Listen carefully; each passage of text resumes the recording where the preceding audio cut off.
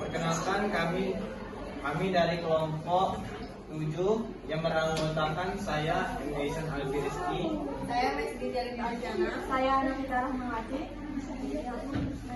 Di sini kami akan mempresentasikan tokoh yang bernama Ibnu Al-Baitar. Siapa Ibnu Al-Baitar itu? Ibnu Al-Baitar lengkapnya, dia Al-Din Abu Muhammad Abdullah Ibnu Ahmad Al-Maliki Al-Andalusi, adalah seorang ilmuwan muslim terkenal dari abad ke-13 yang berasal dari Malaga, Andalusia, Spanyol modern.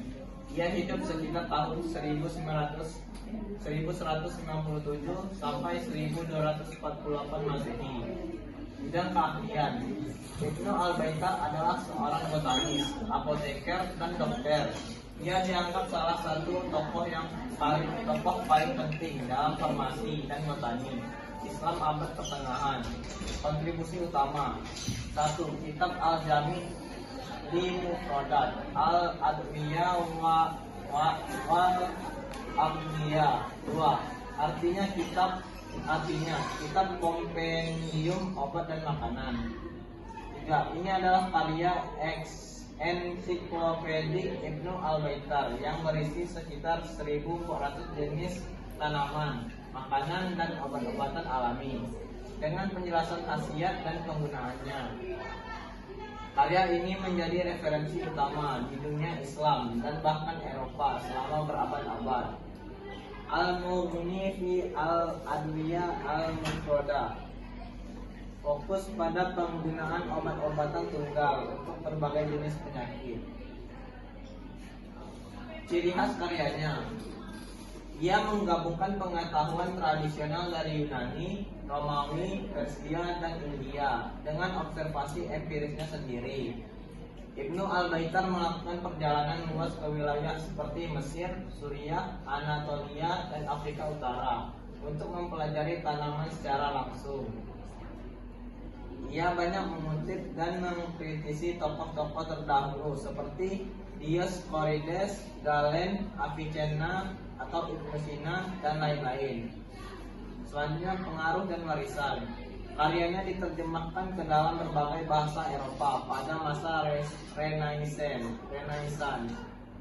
Ia dianggap sebagai pelopor ilmu farmasi modern karena pendekatannya yang sistematis dan ilmiah dalam mengklasifikasi obat-obatan.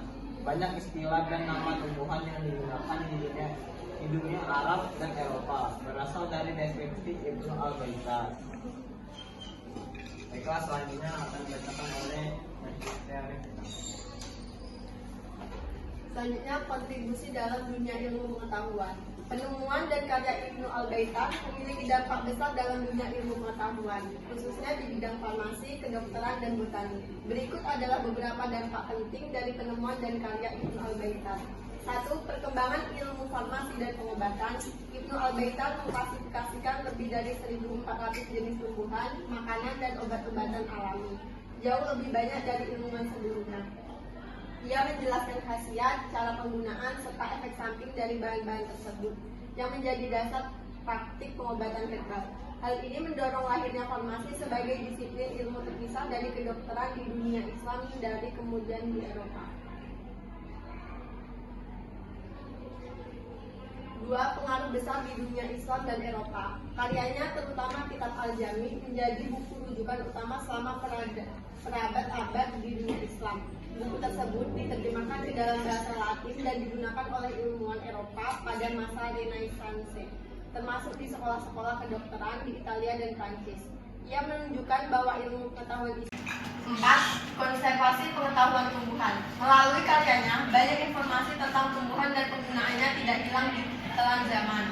Ia mencatat nama-nama lokal, ciri-ciri fisik, habitat, dan penggunaan tanaman yang sangat berguna untuk pelestarian keanekaragaman hayati dan kehidupan.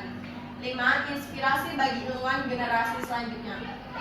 Ibnu Al-Baitar membuka jalan bagi ilmuwan muslim lainnya untuk mengeksplorasi dunia alam dan pengobatan.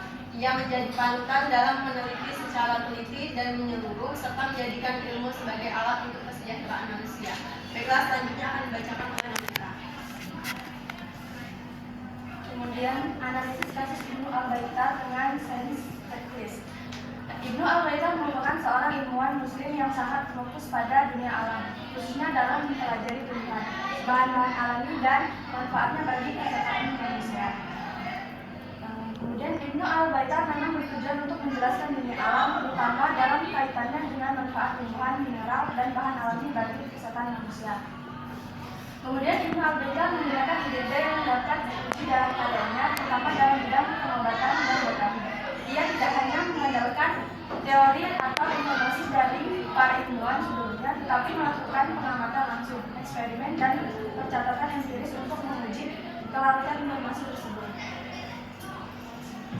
Kemudian Ibnu Al-Baitar bergantung pada bukti dalam menyusun karya dan menyampaikan pengetahuannya sebagai seorang ilmuwan botani dan farmasi. Ia tidak hanya mengandalkan pendapat atau teori dari tokoh-tokoh sebelumnya, tapi juga melakukan pengamatan langsung dan mencatat hasil eksperimen secara sistematis. Secara tidak langsung, Ibnu Al-Baitar memang melibatkan komunitas ilmiah pada zamannya, meskipun belum dalam bentuk seperti komunitas ilmiah modern saat ini. Ia melakukan hal ini melalui cara-cara yang sesuai dengan tradisi keilmuan dunia Islam abad pertengahan. Kemudian karya dan pendekatan Ibnu Al-Baitar mengarah pada penelitian yang sedang berlangsung, baik dari zamannya maupun untuk masa depan. Meskipun ia hidup pada abad ke-13, metode ilmiah dan dokumentasi yang ia lakukan membuka jalan bagi penelitian lanjut di bidang botani, farmasi, dan pengobatan herbal. Kemudian Ibnu Al-Baitar menunjukkan banyak manfaat dari perilaku ilmiah dalam karya dan pendekatannya terhadap ilmu pengetahuan. Perilaku ilmiah yang ia terapkan seperti mengamati langsung, menguji, dan mencatat secara sistematis dan terbuka terhadap kritik memberikan berbagai manfaat bagi zamannya maupun untuk generasi sesudahnya.